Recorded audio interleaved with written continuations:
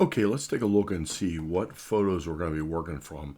Now, again, this is going to be a botanical illustration, so we have to keep it as accurate as possible according to what references we're working from. Now, I used a Canon 5D Mark III. That's been my workhorse for quite some time, and that is what I use to photograph these pictures. But what I want to show you something that even applies to back in the film days, which is very important. Here is the reason why. This is the photo we're going to be working from right here. This one right here. And then what will happen is we're going to use this leaf, but we're just going to do one leaf, and we'll give a hint of a stem and then just a hint of the stem going off to another leaf, but we're not going to do that leaf. We'll keep this particular illustration pretty much straightforward and just less time consuming and easier, but it's still going to be a well-detailed, painted out leaf. Now here's what I want to show you. This image right here is of the dry leaf. Now back in the film days, the only way to get color saturation then was to actually go out on a rainy day. Now when I took my water bottle and sprayed down these leaves with just a fine mist of water, this is what the finished result would look like. A big difference. This is what the leaves look like wet. Here's what they look like dry. Again, we're going to use the wet one, but we're going to try and stay kind of in between. I would like to add a little bit more color than what this one has because it has kind of a sheen on it reflecting from the sky. So I believe it would have more color than this particular photograph, but it might not have as much color as this photograph because this one is wet. And I want to portray the leaf as it was dry. So we're going to try and use a combination of both. And then I'll also use this photo for some of the detail in the stem, just so we could continue on with what's going on with the stem, because this one is already soft out of focus, even though it was photographed at f/18 for those photographers. Now, we're going to get started here. I'm going to draw this out. Now, what I'll do is I'm also going to draw it out on layout paper. This was something we had to pick up back in school. And the reason why I say that is when we draw something out on layout paper, then you already have an established drawing. So by chance, back then when you're still learning, if you mess up the painting, all you have to do is retransfer the original drawing to a new piece of paper and you're all ready to paint, instead of having to redraw the drawing all over again. That's a big time saver when you're doing traditional work. Let's go ahead and get started, and we're going to draw this out as accurately as we can. Okay, let's go ahead and draw this out. I'm going to just pretty much center it up. Get all my angles right. I'm going to just get the rough shape of the leaf first, and then it's pretty much hanging almost straight down, but the center vein is a little bit to the left, very little, but I could twist my layout paper if I need to do that. I want to make sure I get the overall shape just right. Okay, then we're going to use just a kneaded eraser for this. Okay, now first we're going to put in this.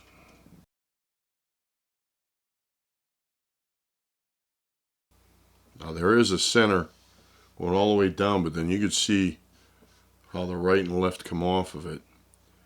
And then I'll have to shade that accordingly. I'll only put one line in here. And what I'm going to do is start making my veins. You can see how they go out to here, and then I'm going to start cleaning it up as I go.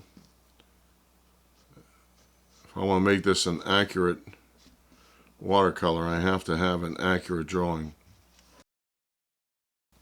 Okay, we're going to round this out a little bit more.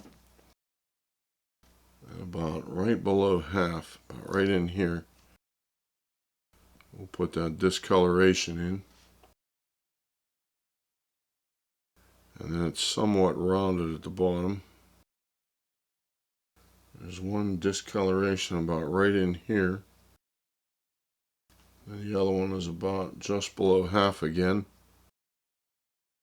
And then the edge will bend a little bit. A little bit too strong. This looks a little bit more rounded.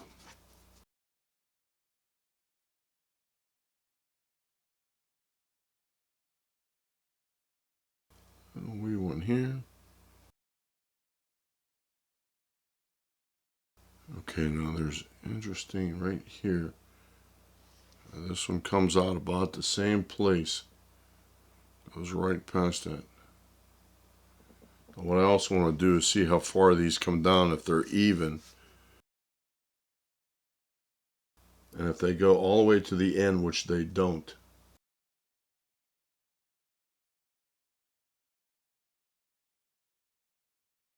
This one goes all the way down into, right along the edge. Another one will start about right here. And then this is rounded on the inside, so we're going to leave that like that. And these are pretty much straight. And this one goes right in to that. It actually goes right into that curl. So wherever I made that curl, that's where I want it to go into. Okay. And there's another one that starts right in here. Goes down into this. About right here. Almost staggered, but not quite evenly. And this one goes just past this. And it's fairly straight, so I'll leave that like that. Another one starts here and goes right past. Let's move it up a little bit. Goes right into that second one. And that one bends a little bit, so it goes down and then out. This one does the same thing. There's only two more left. And they curl into the point, just like so. There's only one more on that side. Right here. And this one starts about right here. Goes down into this mess. And it does the same thing. It goes down a little bit and then out. And then this one starts right below this one. And I could barely see it. I don't think I'm going to put the water in. We're going to move these up just a little bit. Okay.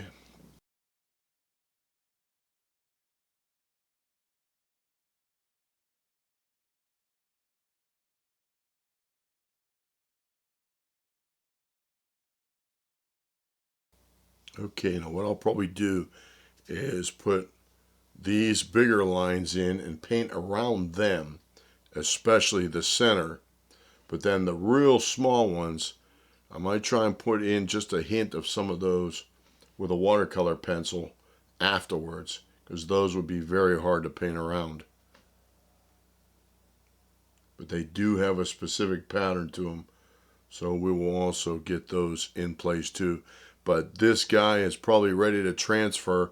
What I might try and do is actually even maybe draw some of them smaller lines in and paint around the ones that I can, but they look to be like a real light yellowish green. That will be the end result. Let's go ahead and transfer this onto our 300-pound Arches hot press paper. Okay, we're ready to transfer it. I'm going to just move it a little wee bit over to the right maybe down just a shade. But it's not too bad from where I would have wanted it.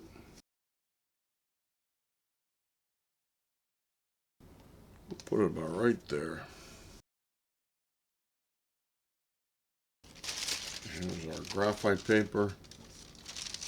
I always work from the upper left to the lower right, or somewhere in between, just only because I don't want my hand resting on the graphite paper, or it'll leave a pretty big smudge. So I try to reach over if I have to. Then plus this is a regular ballpoint pen that I want to use it because it rolls on the paper real nice, and then it'll also transfer the line really nice and even compared to trying to use a pencil of any kind.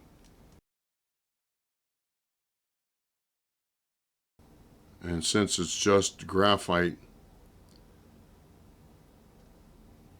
we're putting down, and we'll be able to change it no problem also. And then one last consideration would be that I'll also probably add a little bit more pencil detail to it, but I'll save that for just the drawing on the paper itself, because it might not transfer very good. So if it's a very subtle detail that I want to include in the drawing before I start painting, then I'll just put it on right on the drawing. And this is something I could change. And even while I'm tracing, I'm still looking at my reference picture.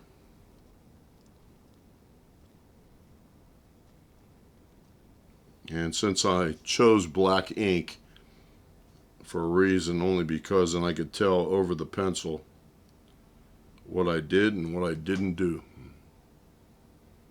Now this line I was telling you about here, that I only made one line, there's no point making two heavy lines when the space in between them is probably smaller than the thickness of the lines. So what I'll do is just put one line down and then make my light spot. Probably it'll be on the right of this pencil line. And then I could clean these up a little bit as I paint. Again, it's going to go up and then down a little bit, and that's why I have to keep this on the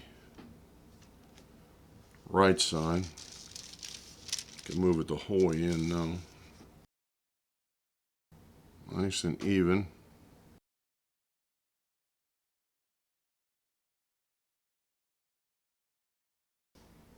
As it gets closer to the edges of the leaf, it starts to break up a little bit. In other words, instead of being perfectly straight, it might zigzag just a little bit.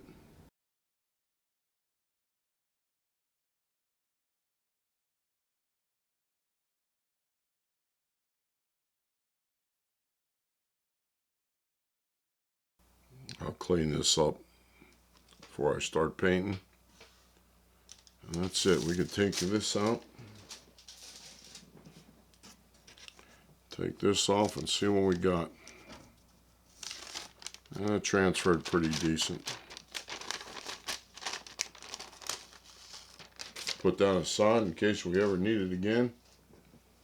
And what I also want to do is take this and clean this line up a little bit. I'll just pinch my kneaded eraser to make a nice thin line so I only erase what I want to erase. But I try not to erase too much on the watercolor paper itself, but the kneaded eraser doesn't do too bad of a job. Whereas my electric eraser, some hot press surfaces, you have to be really careful that if you disturb or destroy the surface, little fibers might start to stick up, and then if you go to give it a wash, that particular area might be darker than anywhere else on the paper. Okay, I think we're ready to start painting this one. Let's go ahead and start painting. Okay, just a quick note. What I did was, instead of trying to double over two different pictures and trying to catch what color I need out of the photo with the water on it, I went ahead and just took this original photo and dehazed it a little bit, and then also added 20% saturation. And I got what I feel is more of a representation of the leaf and what it looked like on the tree when I photographed it. And that would be this photo right here. This one is what I'm going to use from start to finish. I will not use that photo with the water on it at all.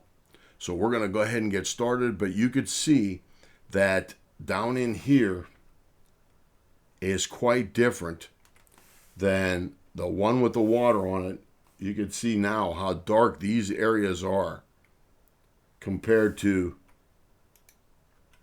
this right in here. There's a big difference in color and color value and how deep the colors get when there's water on them. So I don't want to misjudge my colors when there's water on them. I'm just going to stick with this particular photo from start to finish.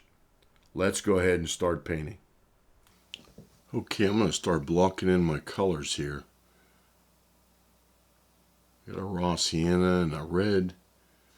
We're going to start mixing some colors.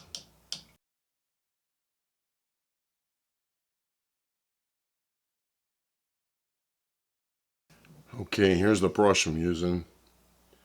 A Fumi 2.0. Let's go ahead and start.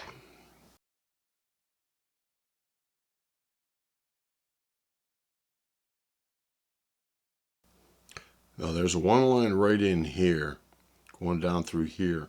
I'm going to put that in afterwards. I'll either use a watercolor pencil, or I might even use brush and an opaque tan or an opaque green, light yellowish green. These colors are still juicy, so I have to be careful. I put them out a while ago, but they didn't dry very much.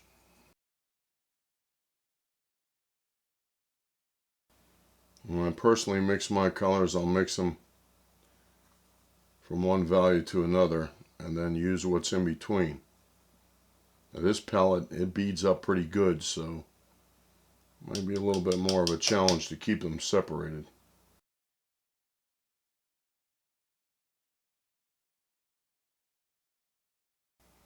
And again, I'm working from light to dark, so as long as I have to go darker, no problem at all.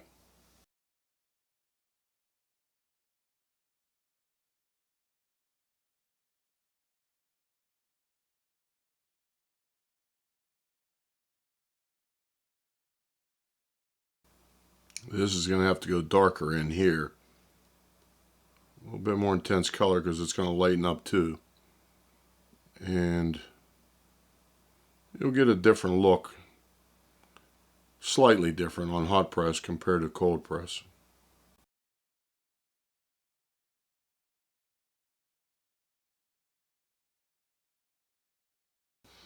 I don't want to, if there's any sharp edge details in here, like the black and the brown for where the leaf is dying, I want to make sure this area is dry in here before I start doing that. Otherwise, it's just going to keep bleeding out and making a mess. So I have to make sure that's dry.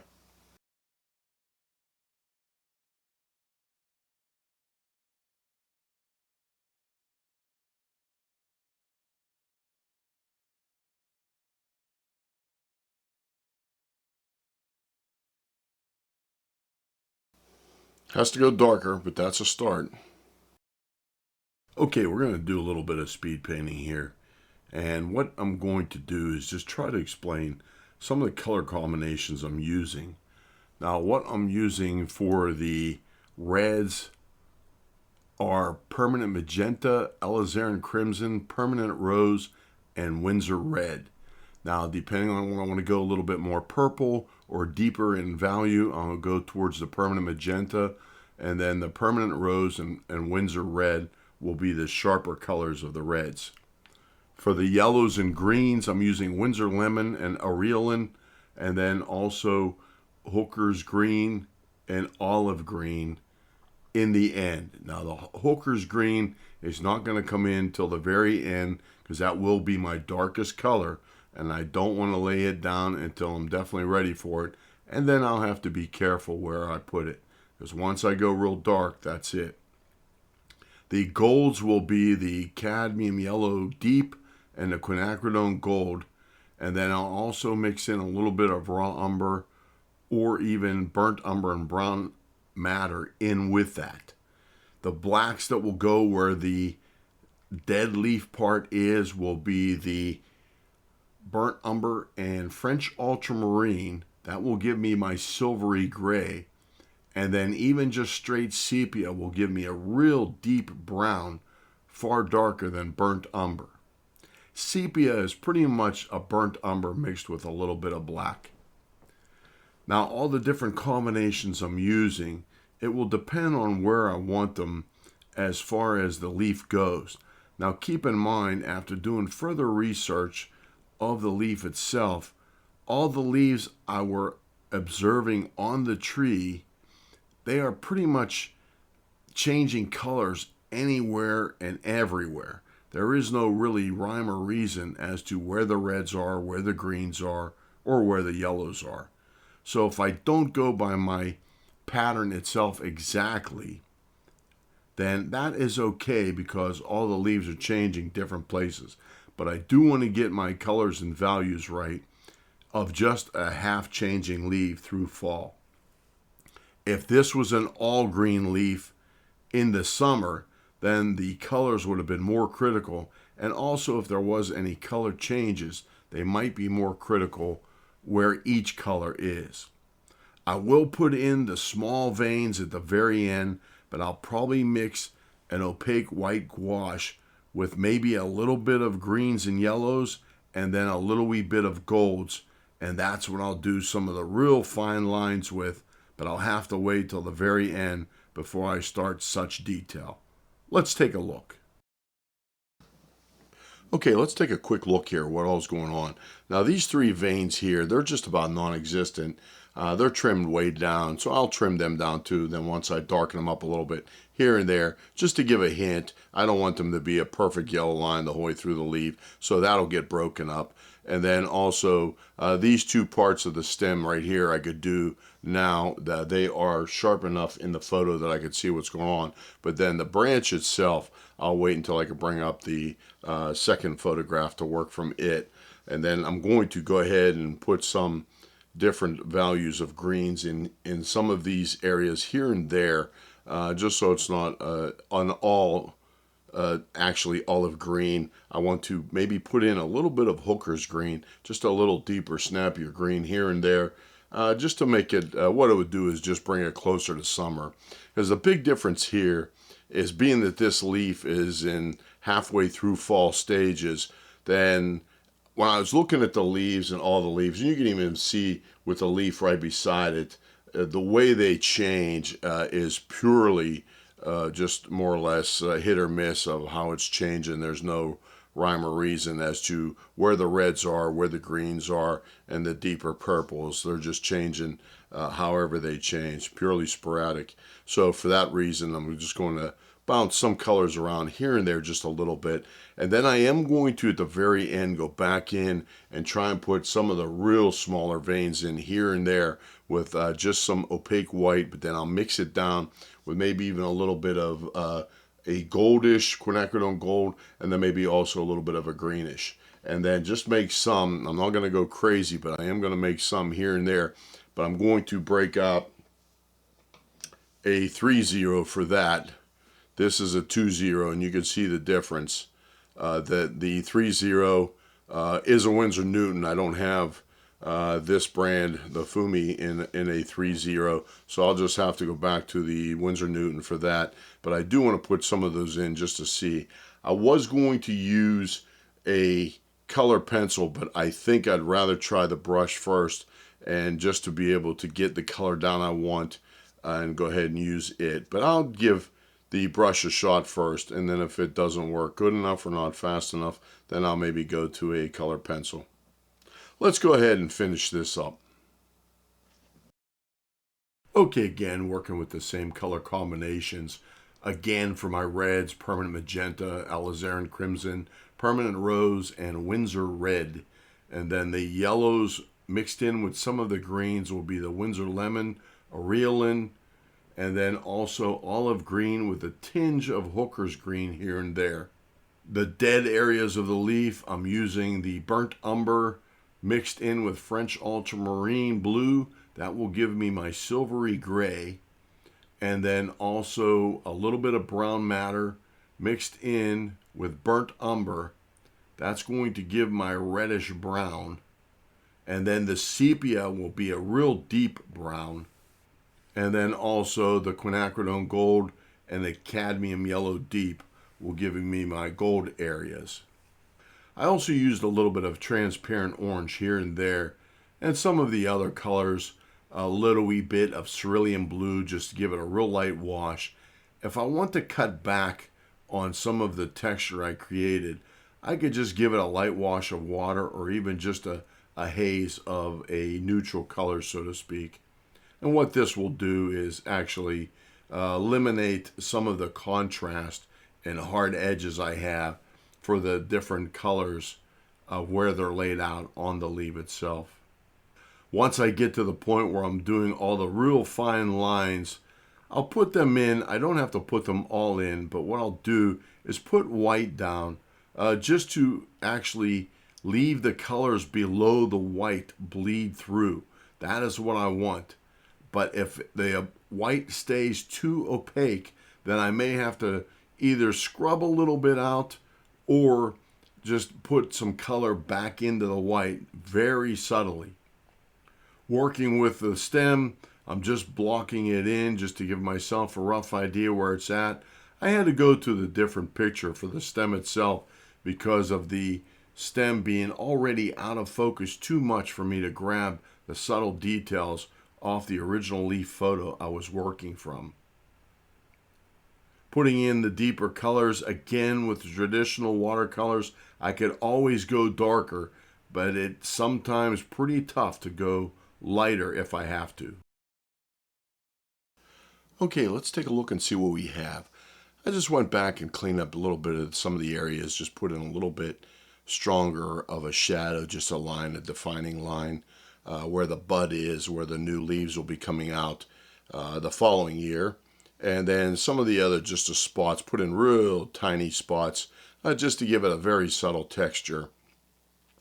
The leaf itself, this is just one leaf, usually with a botanical illustration such as this. You'd want to have a couple leaves, especially even what the backside of the leaf would look like, or just different views or different angles, just to give the would-be viewer something to look at as far as to identify. Most cases, this would be for field guides, something such as that. But this particular painting I would consider done, and this would be set aside, but then I might go back over to it. It's watercolor, so to a certain extent I could still darken some things up and even maybe lighten up some of these. In other words, this line right here is jumping out at me a little bit.